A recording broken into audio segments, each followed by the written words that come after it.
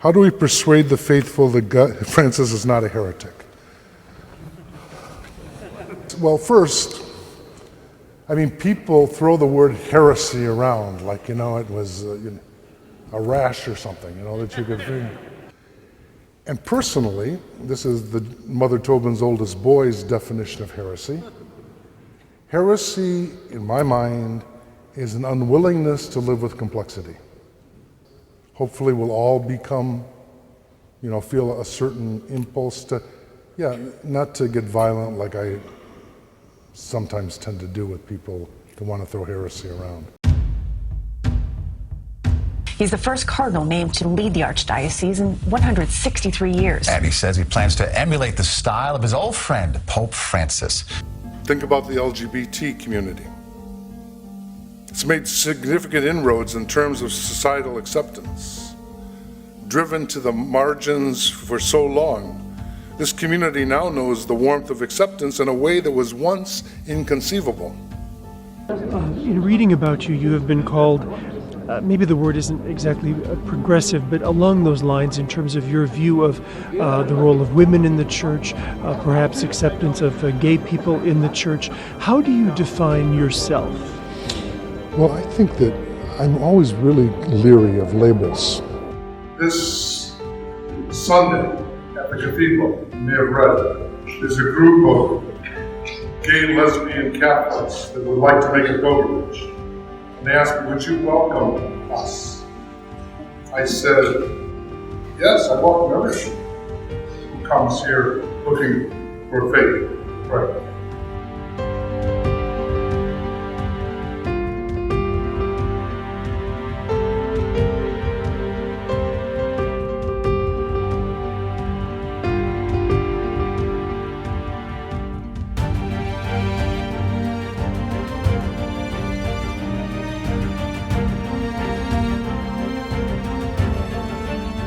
Might be aware that I welcomed a group of LGBT Catholics who wanted to tour our cathedral. We really make a pilgrimage here and celebrate years.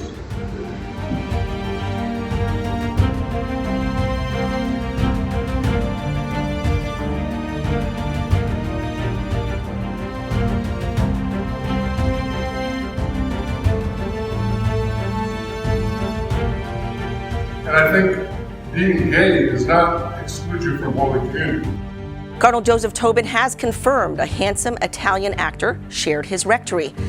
Journalist George Newmeyer asked the Newark, New Jersey Cardinal directly at the Baltimore Bishops' meeting last week whether Francesco Castiglione had lived with him and why. Tobin confirmed Castiglione had lived there and took English language courses at Seton Hall University.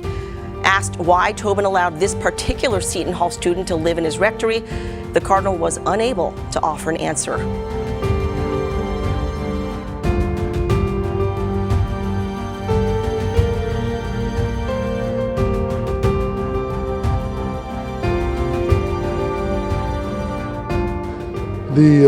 The question of gay people, I think that I stand with all sorts. I think every bishop should say that we have to respect all people. I think what I've learned is to respect them and also call them by what they call themselves. And so I've learned that, to call people what they call themselves and to invite them to talk. I don't think they should be driven out of the church any more than anybody else should.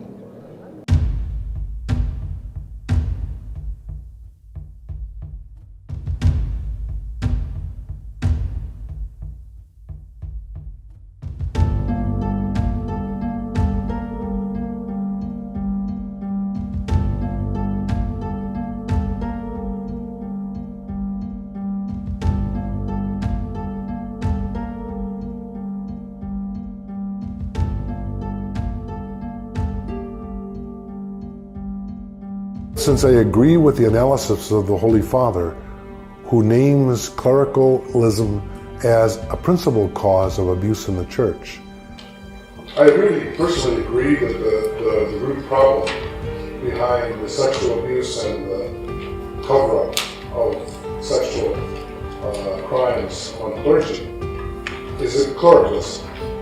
What I say to same-sex people that are in same-sex couples relationships, and they want to teach, I say, how do you do it? Just help me understand. How do you communicate the fullness of the Catholic position, the Catholic moral reflection, and justify it, or I don't know, conjugate it with the choices you made with your life? Just help me understand that. Sometimes people do, can give you some real insight. I think we got to have those conversations. We're here to find God in all things, in all people we know and help. And no matter how busy we might be, to relate to them, because God is within them, deep in their souls. In the Joy of the Gospel, Pope Francis beautifully expresses both the depth of commitment and the openness that must flood the pastoral life and action of the Church. And I quote, "We will have to initiate everyone, priests, religious, and laity, into this act of accompaniment, which teaches us to remove our sandals before the sacred ground of the other." Before the sacred ground of the other.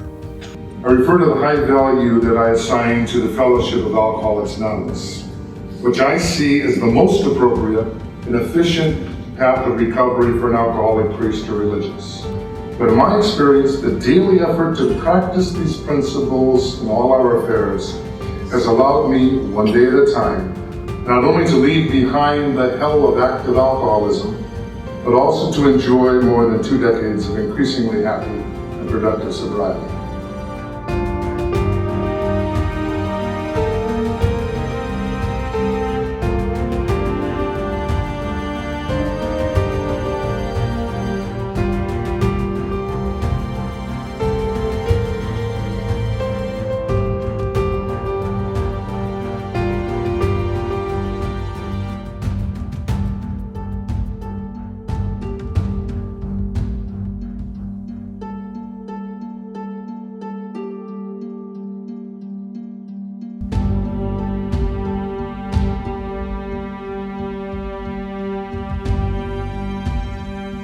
One of my first sponsors said, "Joe, the longer you hang around AA, the more you're going to see the people die. You're not sure why."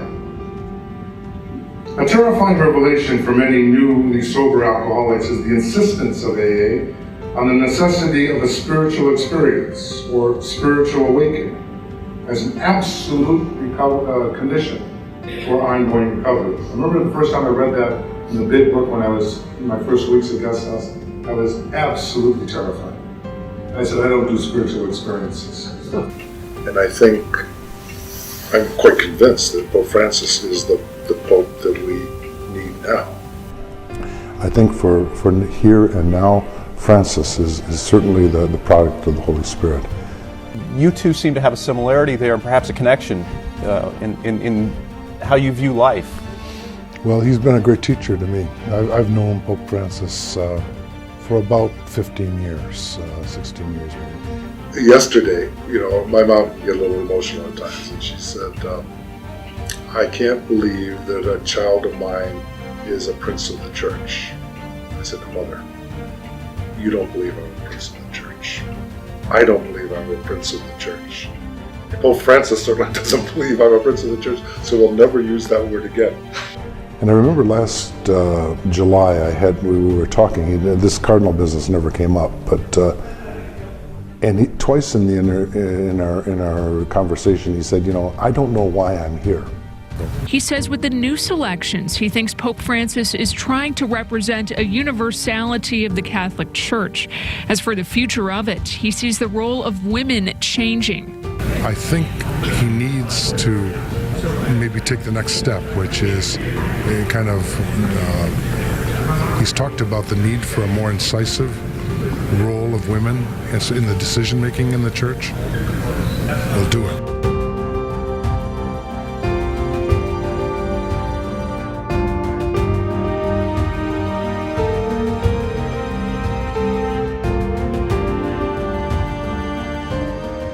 He is interested in taking steps to reduce an unnecessary centralization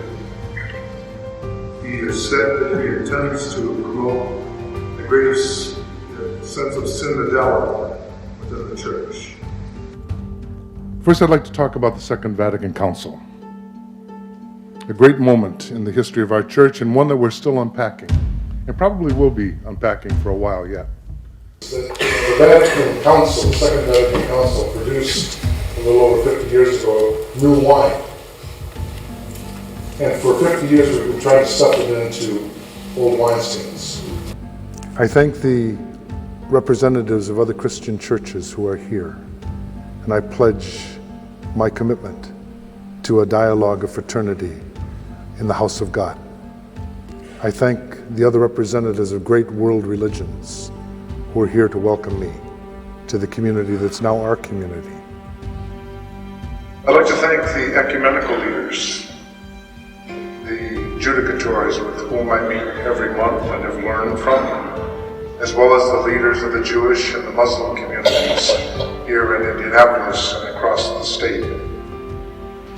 Thank the religious leaders of Indiana with whom I meet frequently and who have been very understanding and supportive in the last 24 hours. Ecumenical dialogue is technically within the house. Yes, sure. That's what the name means, and it is with other baptized Christians.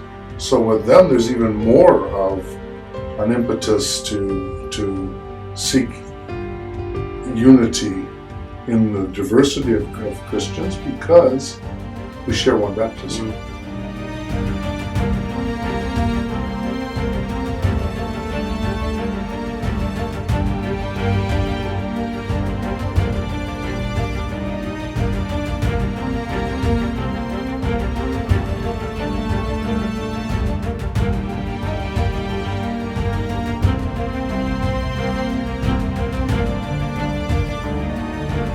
Representatives from other faith traditions are on hand today and extend their greeting to the Archbishop.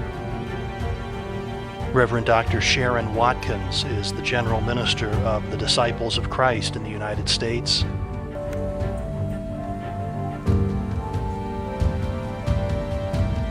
Rabbi Brett Kirschiver represents the Jewish community in Indianapolis.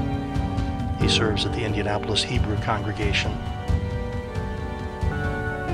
Rabbi Kirschiver is presenting Archbishop Tobin with prayers.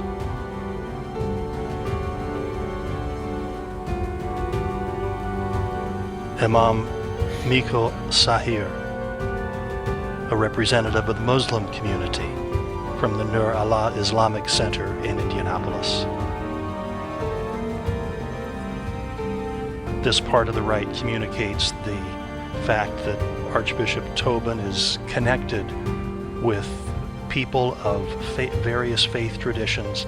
And secondly, his ban on, or practical, total ban on any people who are coming from 7 different countries, but also apparently people who are belong to the Muslim Islamic faith. Those were all sources of concern, not simply for me, but also for my brother bishops. And I see that defeated also with the enthusiasm in my archdiocese, which has a large Jewish community, Pope Francis. They're aware of his friendship with the rabbis in Buenos Aires. And I found that to be a very enriching experience. You know, I would meet every month with the leaders of the other Christian churches, and frequently with the Jewish and the Islamic leaders as well. That's been the impact of Pope Francis ecumenically and in interreligious dialogue. In 2014, when I was Archbishop of Indianapolis, I was approached by my friend Mike Pointer, who's the Bishop of the Methodist Church, responsible for the state of Indiana. That's the major denomination. Catholics are 1%.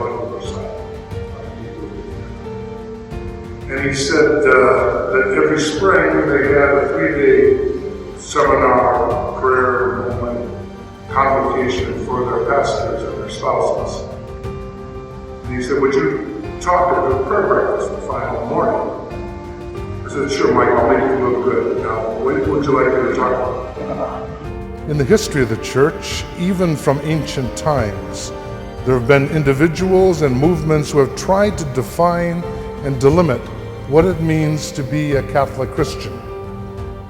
Nevertheless, the universal church has always repudiated such attempts.